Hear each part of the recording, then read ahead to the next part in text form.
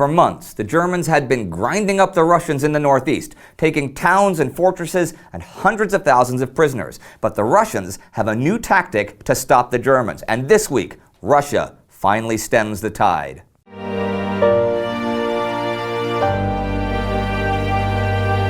I'm Indy Nidell. Welcome to the Great War. Last week, 300,000 Bulgarians invaded Serbia from the east as the simultaneous Austro-German invasion from the north continued.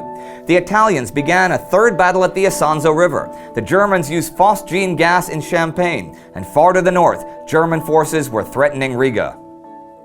We haven't looked much at the northeastern front the past few weeks, so let's go there first today.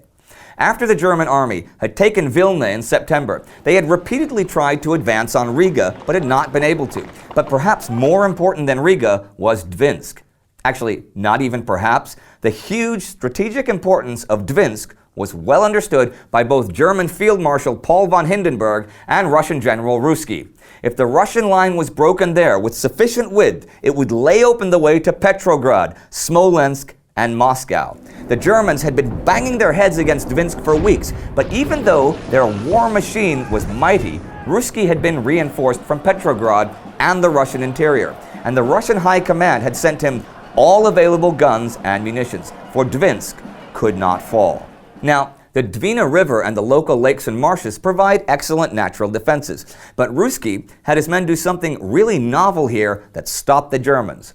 His men dug crescent-shaped trenches with the points facing the enemy. In order to find a place big enough for a strong attack, the Germans had to frontally attack the main part of the trench. But when they did so, Russian machine guns at the crescent tips just mowed them down. Also, the trenches were very narrow and very, very deep. So the fearsome German artillery was finally stymied.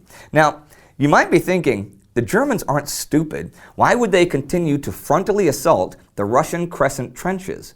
Well, they didn't know they were doing that. The Russians had advanced trenches connected to the crescent that were manned with relatively small forces, whose job it was to offer just enough resistance to draw in a good-sized force of Germans. Then they would retreat to the crescent, the Germans would follow and be slaughtered. And just as this happened, the Russian artillery would strike behind the German forces to prevent any reinforcements from coming. It was brilliant, and Hindenburg had become convinced by this time that he would not take Dvinsk before the Russian winter came. So he'd been peeling off his troops towards Riga and launched a triple-pronged attack there from the south, the west, and the southwest.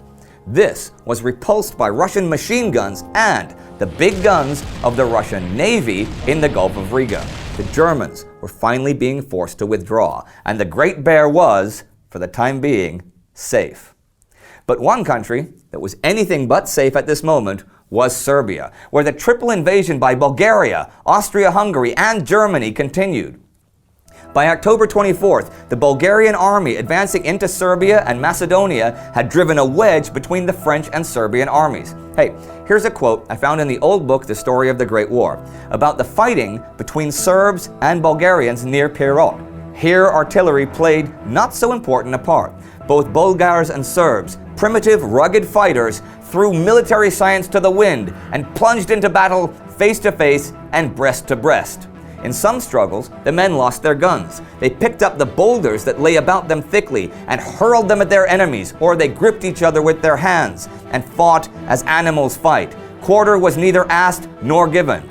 Witnesses state that in neither of the two Balkan wars was there such ferocious fighting, such awful slaughter, as during the encounters between the Serbians and Bulgarians along this section of the frontier.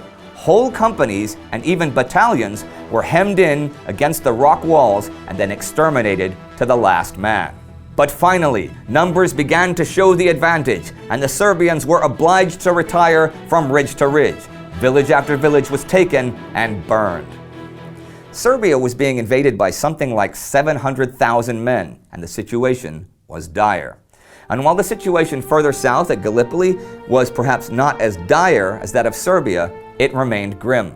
Charles Munro was the new British commander at Gallipoli, where up to 306 soldiers were being evacuated daily.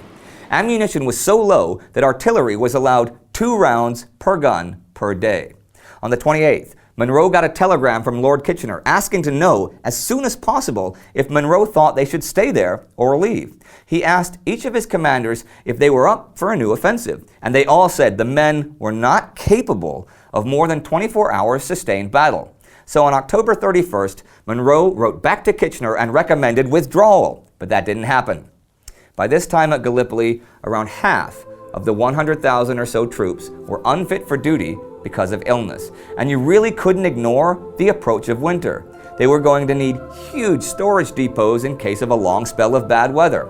Piers would have to be rebuilt to withstand winter storms, winter uniforms issued, and proper dugouts or somewhere for the troops to live. The former commander there, General Sir Ian Hamilton, who had been wrong so many times about so many things, would never again hold active command. Thing is, when you think about it, Hamilton's tasks at Gallipoli were pretty nearly impossible from the get-go, considering the terrain, the opposition, the restricted amount of both troops and artillery he had. But what was a likely failure had been really turned into disaster by Hamilton. His blind optimism, his ridiculously complicated plans, his refusal to report the seriousness of the situation there to Kitchener were gasoline on the fire. Even so, had he been a brilliant general, he would likely have made minor tactical gains. Munro was a different kind of man. A practical soldier who had served on the army staff in the Boer War, had then been the commandant of the School of Musketry at Hyde, seriously, musketry, and made Major General in 1911. In 1914 and 1915, he had served first as a divisional commander on the Western Front, then promoted to Corps Commander, and finally to General of the newly formed Third Army. At Gallipoli, he was very aware that part of Hamilton's failure was because of his disinclination to say anything unpleasant to Kitchener, and he resolved to be blunt. But still the men remained. If it was a war of attrition, then it was mostly attrition by illness at this point, since the fighting was pretty much over. A real war of attrition was going on, though, over on the Western Front. The French offensive in Champagne was now over a month old, and the French casualties were tremendous, both at Champagne and at Artois, and at this point, over 150,000 men. French General Joseph Joffre had actually abandoned the idea of a breakthrough in early October and intentionally pursued a war of attrition since the Germans were outnumbered 2-1. But their defenses were formidable. The death toll mounted day by day. A side note, on October 27th, Britain's King George visited the French armies there at Champagne. The following day, he was thrown from his horse and injured fairly seriously. And another side note here, this one from the Italian front, where the Third Battle of the Isonzo River was in full swing. On the Isonzo front, there was an epidemic of cholera, which forced the Italian commanders to often isolate entire units. Paratyphoid was also epidemic. One soldier who was affected was Private Benito Mussolini, the socialist editor and future leader of Italy. He wrote in his diary, "Rain and lice, these are the two enemies of the Italian soldier. The cannon comes after."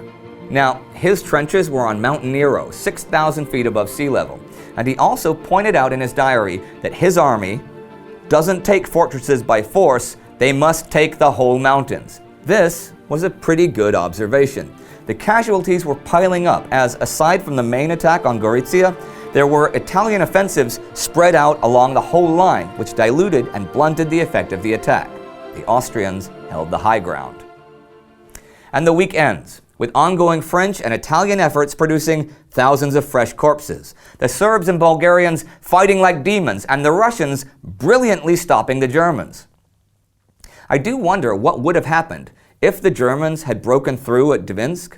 Could they have reached Petrograd before the winter? This is a good time to look at all the war zones, because last year we saw the wasteful death, disease, and misery that came from being unprepared for winter campaigns on all European fronts. Whole armies obliterated, hundreds of thousands of men freezing or starving to death in the ice and the snow. Let's hope at least some of the leaders have learned from the past, for this is the plain truth. Winter is coming.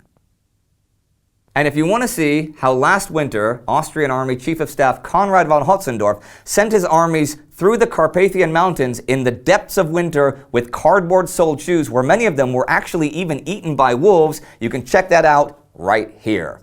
Our Patreon supporter of the week is Marp Blarp. Yep, Marp Blarp. If you want to support our show financially, visit our Patreon page where you can do just that and get all kinds of cool perks in return. Thank you, Marp Blarp. Check out our Instagram page for more historical pictures from World War I, and don't forget to subscribe. See you next time.